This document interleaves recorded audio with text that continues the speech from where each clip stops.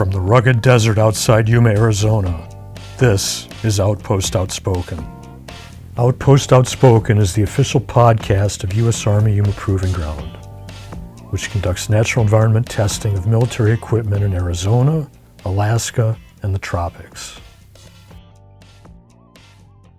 Welcome to Outpost Outspoken. I'm Ana Henderson. U.S. Army Yuma Proving Ground is located outside the city limits of Yuma, Arizona. Yuma itself is a small city, and many believe they need to leave the city to fulfill their educational needs. Sisters and engineers at YPG, Daniela and Maria Villegas, prove that that is not the case. The sisters from San Luis, Arizona are here to talk about their path to success and how they support the mission at YPG. Ladies, welcome and thank you for chatting with me. Thank you. Thank you for having us. I want to start out by mentioning you are not twins, but you are close in age. Yes, that's right. I'm the oldest sister. This is Maria, by the way. I'm 14 months older. And this is Daniela. And yeah, we only have 1 year and 2 months of age differences. So that's probably why people think we are twins.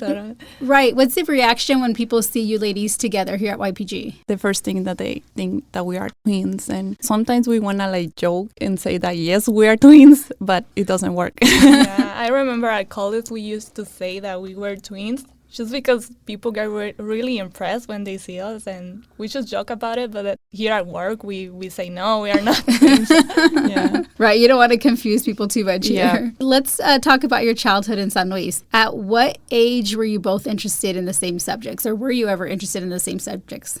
This is Maria. Since we were very young, our dad, he would teach us math, and I guess that's what we really like about this same subject. He bought us a small board and markers, and he put that on our room. He would teach us all the addition and multiplications and all those things before we learned those at school. So we just really liked it since we were younger. I'm sure you were kind of ahead when you actually started school. By the time we learned that at school, we kind of knew about it before. And then when I was in high school, that's when I learned about the engineering degrees and all the programs that engineering has. At the beginning, I was more interested in industrial engineering, and then I eventually learned about systems engineering, and I preferred that career. So Daniela, she had a different subject in mind. When did you decide you wanted to get into engineering? So I remember when I was little, I didn't like history, geography, or anything like that. I remember I liked math, multiplication, designing, and I was really good at it. So I was like, oh, I want to do something that is related to this. So I wanted to do architecture, but then I think I talked with my dad too, and he told me about engineering, and I was like, oh, this looks more fun and more difficult too. So I was kind of into it, and I know there's not a lot of women that are engineers, so I was like, yeah, I want to do this. Now, Daniela, you're the younger one. Was it inspiring or motivating to see your sister following this path? Yes, it definitely was, and it was really helpful to have someone that is going through the same things as you are going through, especially if it is your family, because they have the same background and they go through the same path as you. Being a student at university is really overwhelming, and it's hard because you most of the time are doing homework, study, and preparing yourself for a lot of things. So having someone that totally gets it is really helpful. She motivated me and inspired me a lot, because if she doesn't give up, I'm not going to give up. And if I don't give up, she's not going to give up. So that was really, really cool to have.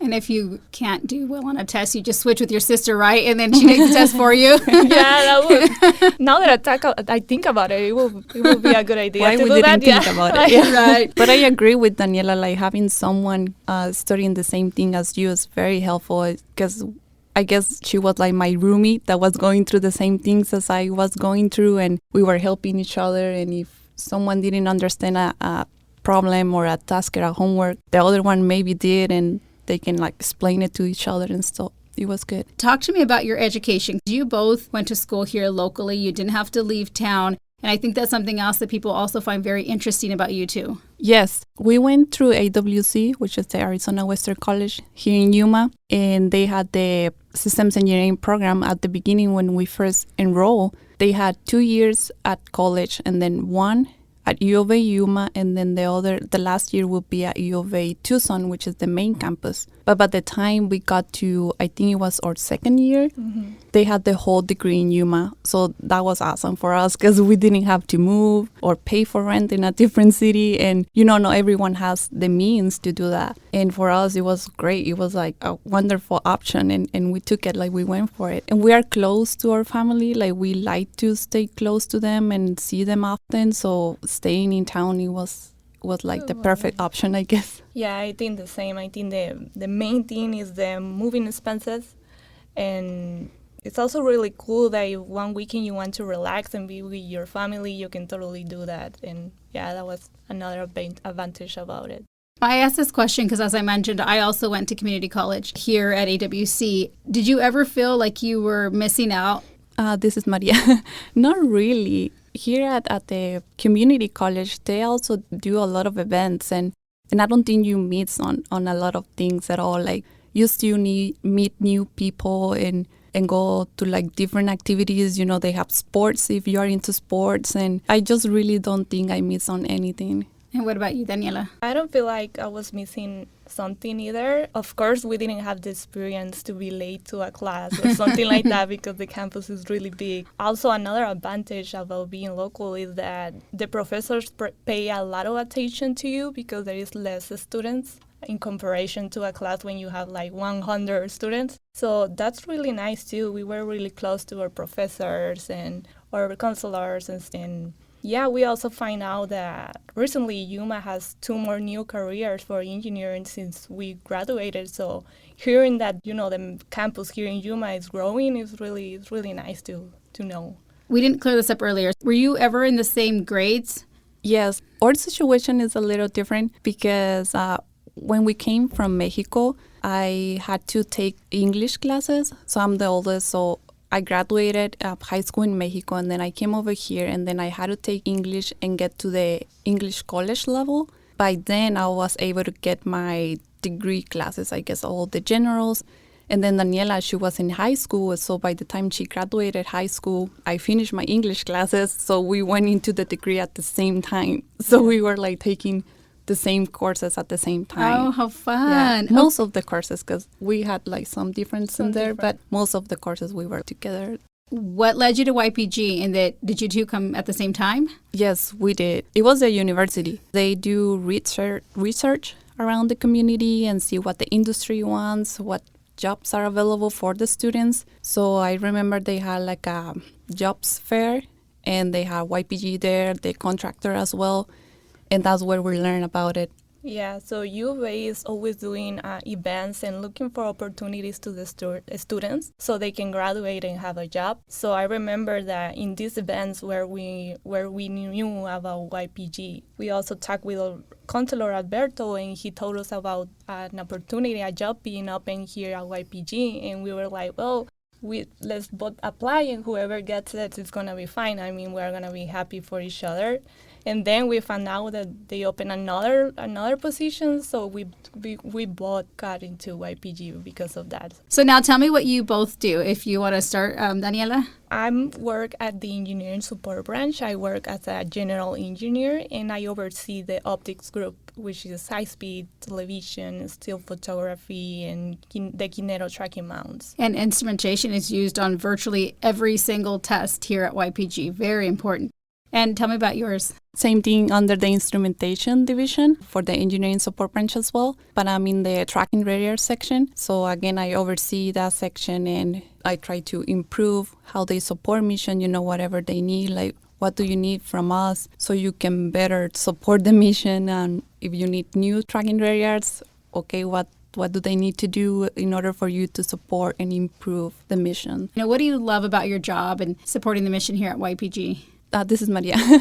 I love that there is new stuff every day. So every day is like a new challenge. It's like a new day to think about how to improve the way that we do stuff. And that's what I really like. It's not like a script, that you need to follow. You can, in a way, be free with your thinking and how you do stuff in order to be better and improve. So that's what I really like. And what about you, Daniela? I remember being really stressed and thinking there's a lot of things that I need to learn. But all my coworkers and my team lead and everybody was really patient. Every time I have a question, they will help me. So I think that's the thing I like most about here, like how everybody is a team and we work together. Before we end this interview, I want to ask you if you have any words of wisdom for kids who have aspirations of being an engineer. This is Daniela. I will say don't give up, because I know it gets hard. I know it's stressful, and I do know that there's a lot of things going on at the same time. But don't give up. Give your best. At the end, it's going to be really worth it. And also, don't feel pressure to be a professional. The first job that you have, or whatever internship job, it doesn't matter. Everybody is going to teach you new things. You're going to keep growing, you're learning. So don't give up and give your best. Yeah, I'll say the same thing. Just keep your final goal in mind and keep working towards that. Like, it's going to get hard, but it's not going to be hard all the time. Like, it's going to get better. And just be sure to, like, reach out to someone if you need to, or, you know, like, for me, it was my sister. So if you have someone there, like, make sure that you just talk about it and like, I don't know, have some stuff to, like, clear your mind and just take it easy. It was so awesome talking to you. Thank you for sharing your story and also for the work that you do at YPG. Thank you.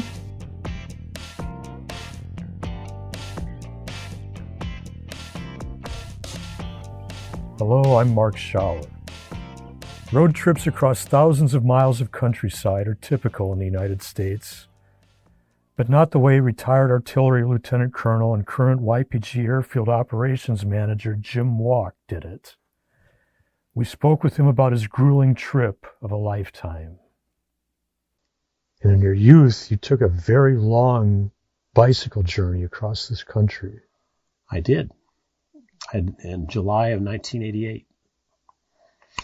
I packed my bags in an airplane, flew across the country to Seattle Tacoma Airport, and put my bicycle together inside the terminal and pedaled it back to Fort Monroe, Virginia.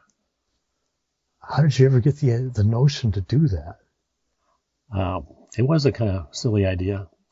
But at the time, I was taking a bike mechanic course, and the guy that was teaching us how to do all the stuff on a bicycle kept on talking back when I took my cross-country bike trip, and he had so many stories from that particular length of time that he'd done that I thought it'd be a pretty cool thing to do myself. How long did it take to traverse that distance? It was only I was on the bicycle for about 7 weeks.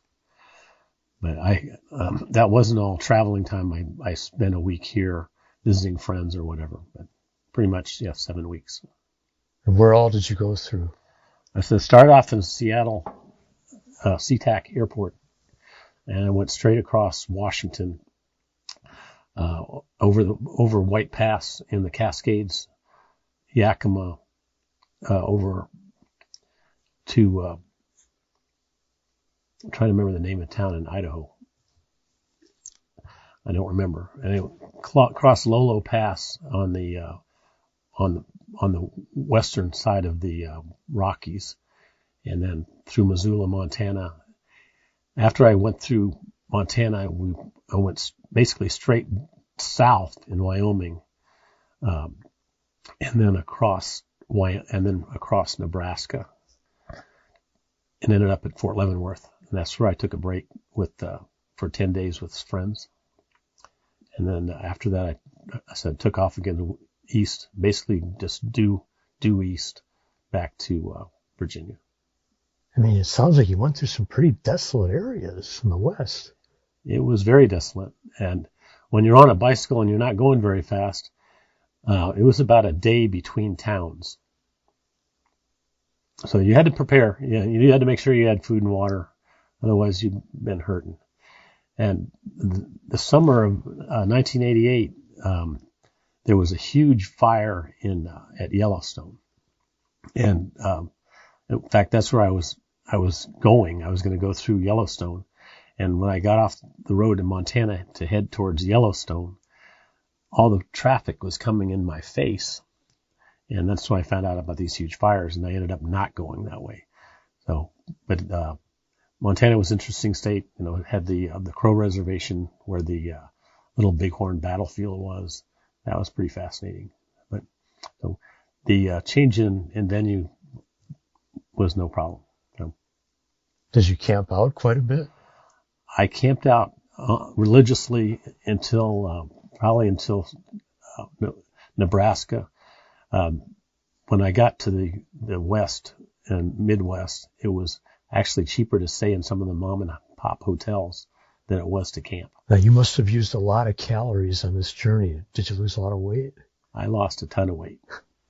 I was when I got back to Virginia, I was about 150 pounds, down from about 200, and I could not get enough to eat. I was eating 5,000-6,000 calories probably a day.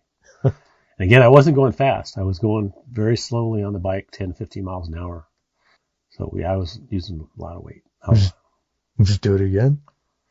I thought about it. I'd go a different route just to do something differently.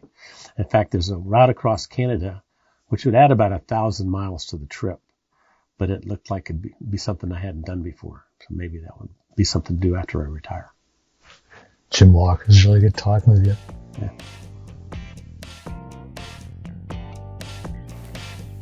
This has been Outpost Outspoken. Thank you again for listening. We'll see you next time from the Army's busiest test center.